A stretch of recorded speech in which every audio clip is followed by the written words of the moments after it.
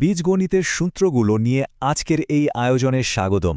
চলেন আজ আমরা এমন কিছু বেসিক জিনিস নিয়ে কথা বলবো যা গণিতের অনেক গভীরে কাজে লাগে। শুরুতেই একটা প্রশ্ন করা যাক। আচ্ছা, 996কে 996 দিয়ে গুণ করলে কত হবে? দেখতে তো বেশ কঠিন আর অনেক সময় লাগবে মনে হচ্ছে, তাই না? কিন্তু মজার ব্যাপার কি জানেন? বীজগণিতের সঠিক ফর্মুলা ব্যবহার করলে এই হিসাবটা কিন্তু প্রায় মনে মনেই করে ফেলা যায়। আর ঠিক এই ফর্মুলাগুলো নিয়েই আমাদের আজকের আলোচনা। চলুন এক নজরে দেখে নিই আজ আমরা কি নিয়ে কথা বলবো।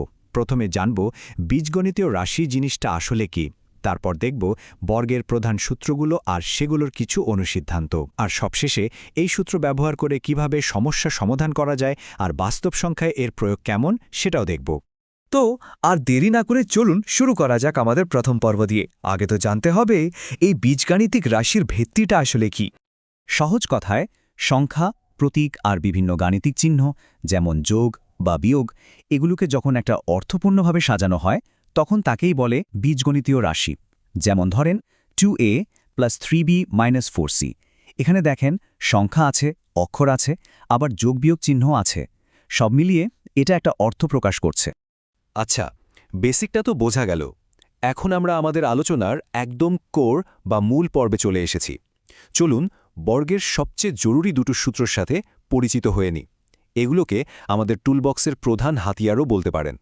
প্রথম সূত্রটা হল a + b² = a² + 2ab + b²। এটা বীজগণিতের সবচেয়ে পরিচিত আর সবচেয়ে বেশি ব্যবহার হওয়া সূত্রগুলোর একটা। এখন প্রশ্ন হল এই সূত্রটা আসলো কিভাবে? স্লাইডে এর প্রমাণটা খুব সহজভাবে দেখানো আছে। দেখুন, a + bকে যদি a + b দিয়ে গুণ করা হয় তাহলেই আমরা পেয়ে যাই a² + ab + ba + b²। আর ab আর ba তো একই কথা, তাই সব যোগ করলে দাঁড়ায় a² + 2ab + b²। একদম সহজ আর যুক্তিসঙ্গত, তাই না? চলুন এবার একটা উদাহরণ দেখা যাক। ধরেন আমাদের 4x + 5y এর বর্গ বের করতে হবে।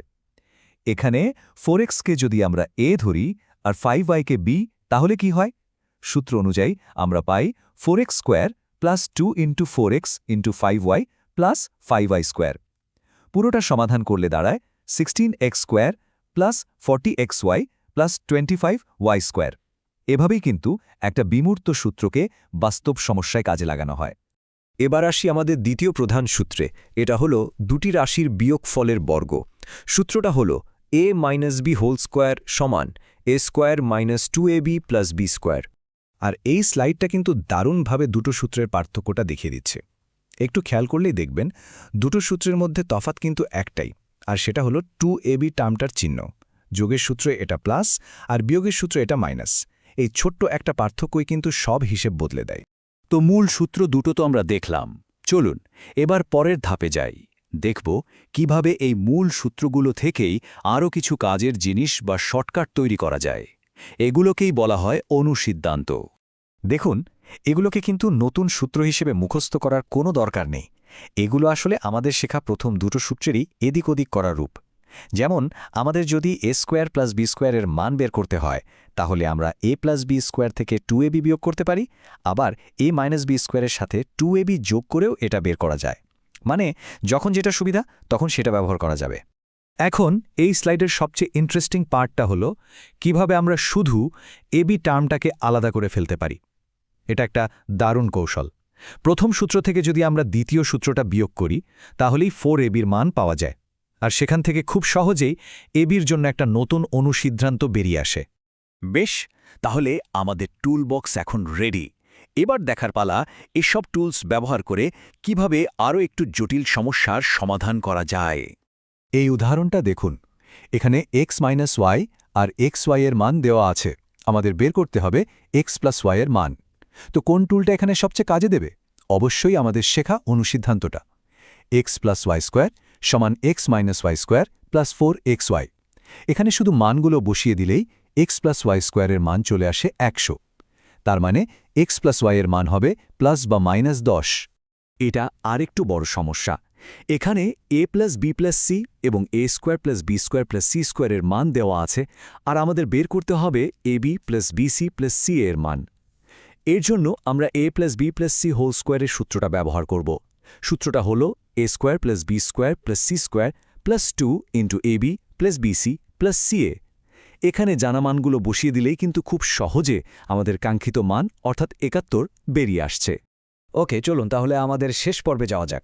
এবার দেখব এই সব বিমূর্ত সূত্রের আসল শক্তিটা কোথায়, মানে বাস্তবে এগুলো কতটা কাজের। কারণ গণিতের আসল মজা তো এর প্রয়োগেই। মনে আছে আমরা একদম শুরুতে একটা প্রশ্ন করেছিলাম ৯৯৬ গুণ ৯৯৬ কত হবে? আমরা বলেছিলাম এর সমাধান নাকি মনে মনেই করা যায়। তো এখন সেই দাবিটা প্রমাণ করার সময় এসেছে। এখানে আসল কৌশলটা হলো ৯৯৬কে ১০০০ বিয়োগ ৪ হিসাবে লিখে ফেলা। দেখুন তো, এটা কি আমাদের a minus B whole square সূত্রের মতো লাগছে না, যেখানে a হলো ১০০০ আর b হলো ৪? একদম। এখন দেখুন সমাধানটা কত সহজ হয়ে গেল। সূত্র অনুযায়ী আমরা প্রথমে পাচ্ছি ১০০০-এর বর্গ মানে ১০ লক্ষ। তারপর বিয়োগ করতে হবে ২ গুণ ১০০০ গুণ ৪ মানে ৮০০০। আর শেষে যোগ করতে হবে ৪-এর বর্গ মানে ১৬। এই যোগ বিয়োগটা করা আগের কঠিন গুণটার চেয়ে অনেক সহজ, তাই না? আর ফাইনাল উত্তরটা হল ৯,৯২,০১৬। এটাই হলো বীজগণিতের পদ্ধতির সৌন্দর্য আর ক্ষমতা। একটা কঠিন গুণকে কেমন সহজ যোগ বিয়োগে নিয়ে আসলো। তো এখন যেহেতু এই টুলগুলো আমাদের জানা হয়ে গেছে, তাহলে কি আরও জটিল রাশিকেও এভাবে সূত্র ব্যবহার করে সহজ করা সম্ভব? এই যে স্লাইডে যে সমস্যাটা দেখা যাচ্ছে, এটা একটা চ্যালেঞ্জ। আজকের আলোচনা থেকে যা যা শেখা হলো সেটা কাজে লাগিয়ে এর সমাধান করা যায় কিনা তা নিয়ে একটু ভাবা যেতে পারে। এভাবেই কিন্তু চর্চা করতে করতে বীজগণিতের ভিত্তিটা আরও মজবুত হয়ে ওঠে।